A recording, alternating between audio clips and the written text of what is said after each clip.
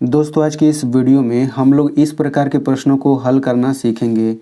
तो यहाँ पे मैं आपको केवल एक प्रश्न इस प्रकार का बताऊंगा और इस तरह से हज़ारों क्वेश्चन आपसे पूछा जा सकता है, मतलब बनाया जा सकता है बिल्कुल इसी प्रकार का। तो अगर आप केवल इस एक क्वेश्चन को समझ लेते हैं तो इस तरह से जितना भी क्वेश्चन बनेगा आप उन सब को आसानी से लगा सकते हैं। ठीक है, तो देखिए इस तरह से आपसे कैसे सवाल पूछा जा सकता है। तो आपको देखिए यहाँ पे दिया जाएगा, यदि साइन ए बराबर 3/5 हो तो cos A tan A cot A sec A cosec A का मान ज्ञात कीजिए। यानी कि हमें पता है कि इस तरह से कितना चीज़ होता है, केवल 6 चीज़ होता है। Sine cos tan cot sec cosec, यहाँ पे ये 6 चीज़ होता है। इसको हम त्रिकोणमितीय अनुपात बोलते हैं।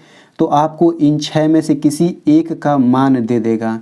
जैसे इसमें देखिए साइन ए बराबर ये 3/5 दिया गया है, मतलब साइन ए का मान 3/5 है। तो आपको इन 6 में से किसी एक का दे देगा और बाकी पाँचों में से किसी का भी आपसे पूछा जा सकता है। जैसे इसी सवाल में देखिए साइन ए बराबर 3/5 दिया है और कोस टेन कोट इन सब का पूछा गया है। ठीक है, तो आखिर इस प्रकार के सवाल को कैसे लगाते हैं, तो यहाँ पे मैं केवल इसको बता देता हूँ। इसी तरह से हर एक सवाल लगेगा, ठीक है ना। तो देखिए कैसे लगाएंगे। सबसे पहले हम क्या करेंगे, यहाँ पे एक समकोण त्रिभुज बनाएंगे। तो यहाँ पे चलिए सबसे पहले समकोण त्रिभुज बना लेते हैं, यानी कि एक कोण 90 अंश का जरूर रहना चाहिए। तो मैं इस वाले को 90 अंश का कोण बना देता हूँ। इसका मतलब है कि यहाँ पे 90 अंश का कोण बनेगा। अब हमें यहाँ अंदर देखना है, तो यहाँ पे ए लिखा है तो हमेशा हम इसी को ए नाम देंगे, नीचे वाले बिंदु को ही, ठीक है ना। अगर यहाँ पे बी रहेगा तो हम इसको बी देंगे, ठीक है ना। तो ये ए हो गया, इसको बी नाम दे देते हैं, इसको सी। मान लीजिए अगर यहाँ पे बी हो जाता है, बी साइन बी दे देता है तो यहाँ पे हर जगह बी हो जाएगा। तो हम इसको बी मानेंगे और इसको ए और सी मान लेंगे, ठीक है ना। लेकिन यहाँ पे ए है तो हम इसको ए मानेंगे, इसको कुछ अलग हमने नाम दे दिया। इसके बाद हम क्या करेंगे, ध्यान से समझिएगा। इसके बाद हम यहाँ पे इसको लिख लेंगे जो दिया है। तो यहाँ पे हम लिख लेते हैं, क्या लिख लेते हैं, ये लिखेंगे साइन ए बराबर 3/5, ठीक है। इतना लिखने के बाद अब देखिए इन सभी का सूत्र होता है, यहाँ पे देखिए इन सभी का सूत्र होता है साइन ए बराबर लंब बटे कर्ण, कोस ए बराबर, ये सब पूरा सूत्र होता है। इनको मैंने याद करने का ट्रिक बताया है और इनसे सवाल कैसे लगाते हैं वो भी मैंने आपको पिछली वीडियो में बता दिया है। पिछला एकदम बेसिक वीडियो था त्रिकोणमिति चैप्टर का, तो अगर आप उसको नहीं देखे हैं तो आप लोग उसको देख सकते हैं। यहाँ पे ऊपर मैं लिंक दे दूँगा और वीडियो के डिस्क्रिप्शन में भी दे दूँगा। अगर आपको ये चीज़ें समझ में नहीं आती है जो मैं इस वीडियो में बताऊँगा, तो आप इतना समझ लीजिए कि आपका बेसिक क्लियर नहीं है, इसलिए आपको समझ नहीं आ रहा होगा। तो आप मेरी पहले वीडियो को देख लीजिएगा, ठीक है। तो यहाँ पे साइन ए बराबर 3/5 हो गया। तो साइन ए का सूत्र होता है लंब बटे कर्ण, ठीक है। तो देखिए मैंने इसको याद करने का ट्रिक भी बताया है पिछली वीडियो में। तो यहाँ पे साइन ए बराबर लंब बटे कर्ण होता है, तो सबसे पहले हम यही लिखेंगे। तो यहाँ पे लिखेंगे साइन ए बराबर 3/5 और चूँकि इसके बराबर होता है लंब बटे कर्ण, तो वो भी हम यहाँ पे लिख लेंगे। ये हो जाएगा लंब फिर बट्टा कर्ण, इस तरह से इसी के बराबर हम लिख देंगे, ठीक है। तो इसका मतलब हम क्या लिखेंगे, अब हम यहाँ पे लिखेंगे कि लंब बराबर क्या हो जाएगा और यहाँ पे कोण बराबर क्या हो जाएगा। देखिए यहाँ पे जो रहेगा वही हमें लिखना है। तो लंब की सीध में 3 है तो लंब हम 3 के लिख देंगे, कोण की सीध में 5 है तो कोण को हम 5 के लिख देंगे। दोनों में के लगाएंगे, ठीक ना। यहाँ पे के लगा सकते हैं या फिर ए लगा सकते हैं, मतलब यहाँ पे कुछ अपने मन से लिख लीजिएगा, लेकिन अधिकतर के लगाया रहता है। इसमें के क्या चीज़ है इसको समझ लेते हैं। तो यहाँ पे लिखेंगे जहाँ के एक धनात्मक संख्या है, तो ऐसे ही लिख देंगे जहाँ के एक धनात्मक संख्या है, ठीक है। मतलब यहाँ पे लंब की सीध में ये 3 हो गया, कोण की सीध में 5, तो हम बस के लगा के इस तरह से लिख देंगे। इसका मतलब हमें क्या पता चला कि इस वाले त्रिभुज में लंब की लंबाई क्या है, 3 के है, ठीक है।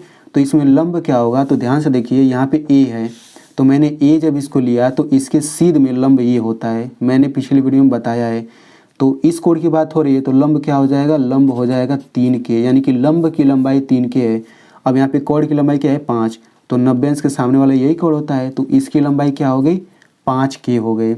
यानी कि देखिए अब इसको यहाँ पे ध्यान से समझिएगा, इन सभी का मान बताने के लिए हमें इस त्रिभुज में तीनों भुजा का लंबाई पता होना चाहिए। एक बार मैं फिर से बता देता हूँ कि इन सभी का मान ज्ञात करने के लिए हमें त्रिभुज में तीनों भुजा का लंबाई पता होना चाहिए, तभी हम इन सब का मान निकाल पाएंगे, ठीक है। तो देखिए हमने पिछला वीडियो एक बनाया था पाइथागोरस प्रमेय के ऊपर, मैंने उसमें बताया था कि अगर किसी समकोण त्रिभुज में दो भुजा का लंबाई दिया है तो हम तीसरी भुजा का लंबाई पाइथागोरस प्रमेय से निकाल सकते हैं, ठीक है ना। तो इसमें आप देख सकते हैं यहाँ पे 90 अंश का कोण है, यानी कि ये समकोण त्रिभुज है, और इसमें देखिए दो भुजा का लंबाई दिया है, इस भुजा का लंबाई 5 के है, इस भुजा का लंबाई 3 के है, तो हम इस तीसरे वाले का निकाल सकते हैं, ठीक है। तो यहाँ पे देखिए मैंने पिछली वीडियो में यानी कि पाइथागोरस प्रमेय वाला जो मैंने वीडियो बनाया है उसमें दो भुजा का लंबाई दिया रहता था, लेकिन उसमें के नहीं था, बस यही है, तो हम तीसरी भुजा का लंबाई निकाल सकते थे। बिल्कुल उसी तरह से इसमें भी हम इस तीसरी भुजा का लंबाई निकालेंगे। सबसे पहले इस तरह का जब भी सवाल आए इतना करेंगे, फिर तीसरी भुजा जो हमें नहीं पता है उसको हम ज्ञात करेंगे। तो हम सबसे पहले इसको ज्ञात करेंगे, तो इसको ज्ञात करना है तो इसके x मान लेंगे, मैंने यही तरीका बताया था ना। अब इतना कर लेने के बाद हम यहाँ पे लिखेंगे त्रिभुज ABC में पाइथागोरस प्रमेय लगाने पर, तो यहाँ पे लिखेंगे त्रिभुज ABC में पाइथागोरस प्रमेय लगाने पर। तो चलिए अब हम इस त्रिभुज ABC में पाइथागोरस प्रमेय लगा के x का मान निकाल लेते हैं, मतलब इस तीसरी भुजा का लंबाई निकाल लेते हैं। तो मैंने क्या ट्रिक बताया था, मैंने ये ट्रिक बताया था कि ये जो 90 अंश का कोण है इसके साथ में जो दोनों भुजा लगा हुआ है, इसके साथ में ये और ये भुजा लगा हुआ है, तो सबसे पहले हम इन दोनों को लिखेंगे। तो यहाँ पे लिख लेते हैं, x लिख लिया, यहाँ पे इसको क्या लिखेंगे, ये लिखेंगे 3 के, और सबसे लास्ट में ये हम कोण लिखेंगे, 90 अंश के सामने वाली भुजा को लिखेंगे सबसे लास्ट में, ये हो गया इस तरह से। उसके बाद मैंने आपको बताया था कि आप इन पर दो दो घात लगा दीजिए, ठीक ना। तो यहाँ पे आप कोष्टक लगा के दो दो घात लिखिएगा। अब यहाँ पे ये प्लस हो जाएगा, ये बराबर हो जाएगा। क्योंकि पिछले वाले सवाल में क्या था कि ये सेंटीमीटर में था, तो हम यहाँ पे कोष्टक नहीं लगाते थे, लेकिन यहाँ पे के है तो यहाँ पे कोष्टक लगाना जरूरी है। कोष्टक नहीं लगाएंगे तो उसका कुछ दूसरा मतलब निकलेगा, ठीक है। अब यहाँ पे देखिए x पर दो घात है, तो घात का मतलब होता है कि जो अंदर रहता है उसका हम दो बार गुणा करेंगे। दो घात है तो हम x का दो बार गुणा करेंगे, ठीक है ना। तो यहाँ पे ध्यान से देखिए x का अगर हम दो बार गुणा करेंगे तो इस x का स्क्वायर आ जाता है, यानी कि ये हो जाएगा x पर दो घात। यहाँ पे 3k पर दो घात है, मतलब हम 3k का दो बार गुणा करेंगे। तो यहाँ पे मैं गुणा करके दिखा देता हूँ, 3k गुणा 3k स्क्वायर का मतलब ये हो गया।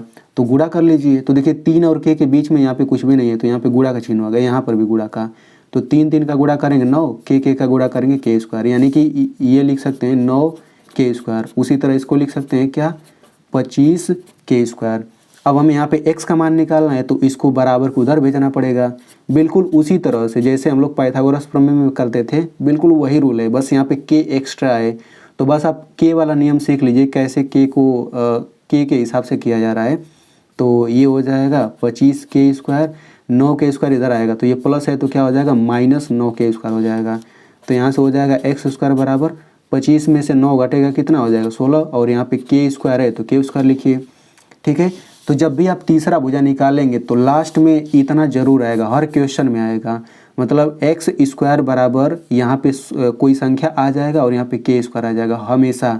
तो इसके बाद आपको क्या करना है, अगले स्टेप में x बराबर यहाँ पे दो घात हटाएंगे तो इधर रूट लग जाएगा, ये हो जाएगा 16k स्क्वायर। इसके अगले स्टेप में क्या हो जाएगा, ये हो जाएगा रूट में 16, k पर दो घात है तो k को अलग कर लीजिए, यानी कि रूट 16 अलग और दो घात हटा दीजिए, क्योंकि रूट से बाहर आ गया है ना तो दो घात हट जाएगा। अब देखिए रूट में 16 को हम क्या लिख सकते हैं, मतलब रूट में 16 है तो हम इसको 4 लिख सकते हैं, और ये हो जाएगा k, यानी कि x बराबर 4k आ गया। अगर आपको ये समझ नहीं आ रहा है तो आप पाइथागोरस प्रमेय वाला वीडियो देखेंगे तो आपको समझ आ जाएगा। उसका लिंक मैं यहाँ पे दे दूँगा और डिस्क्रिप्शन में भी दे दूँगा वीडियो के। तो यहाँ पे x बराबर 4k आ गया, यानी कि हमें पता चल गया कि इस तीसरे वाली की लंबाई कितना है, इस तीसरे वाली की लंबाई भी कितना है 4k है, ठीक ना। x का मान आएगा 4k। अब हमें जिसका मान पूछा है उन सभी का मान हम निकाल सकते हैं आसानी से, ठीक है ना। यहाँ हमसे किसका मान पूछा गया है, cos a का मान पूछा गया है, तो बस निकालते हैं आप फटाफट। तो यहाँ पे cos a का मान पूछा गया है, तो सबसे पहले cos a का सूत्र लिखेंगे। तो cos a का सूत्र क्या होता है, cos a का सूत्र होता है आधार बटे कॉड, ठीक है। तो यहाँ पे सूत्र लिख लेते हैं, तो cos a बराबर हो जाएगा आधार बटा कॉड। तो यहाँ पे अब देख लेते हैं आधार क्या चीज़ है, तो देखिए यहाँ पे a कोण है तो इसके सामने लंब ये हो गया, और ये तो कॉड है ही, तो यही आधार हो गया ना। तो आधार हो जाएगा 4k, और कॉड क्या हो जाएगा, कॉड हो जाएगा 5k। तो देखिए k से k कट जाता है, बीच में गुणा ना है तो कट जाएगा। तो आया कितना 4/5 आ गया, यही यानी कि यही आंसर है, यानी कि cos A का मान ये हो गया। इसी तरह से tan A का मान पूछा गया है, तो tan A का यहाँ पे देख लेते हैं। तो tan A का फार्मूला क्या होता है, tan A बराबर होता है लंब बटे आधार। यहाँ पे देख लीजिए लंब बटे आधार होता है, ठीक है ना। तो इसमें लंब क्या चीज़ है, तो A के सामने लंब ये हो गया, आधार ये हो गया, यानी कि 3k/4k। तो ये हो जाएगा 3k/4k। सबसे पहले लंब बटे आधार सूत्र लिखिएगा, फिर ये लिखिएगा, तो ये कट गया और ये आ जाएगा 3/4, यानी कि यही आंसर हो जाएगा। बिल्कुल इसी तरह से इन सभी का सूत्र है, सूत्र लिखेंगे फिर डायरेक्ट आंसर आ जाएगा।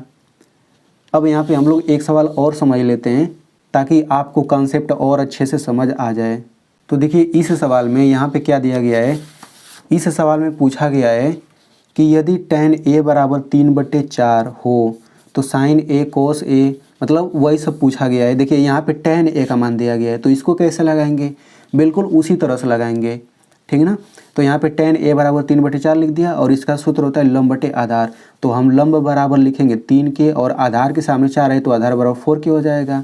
k क्या है, जहाँ k एक धनात्मक संख्या है। तो देखिए यहाँ पे a है ना, तो हम यहाँ पे a लिखेंगे फिर b और c। अब देखिए लंब 3k है तो लंब 3k हो गया, आधार 4k तो ये 4k हो गया। अब यहाँ पे दो भुजा का लंबाई पता है, इस तीसरे का निकालेंगे लंबाई तभी हम इन सब का मान निकाल पाएंगे।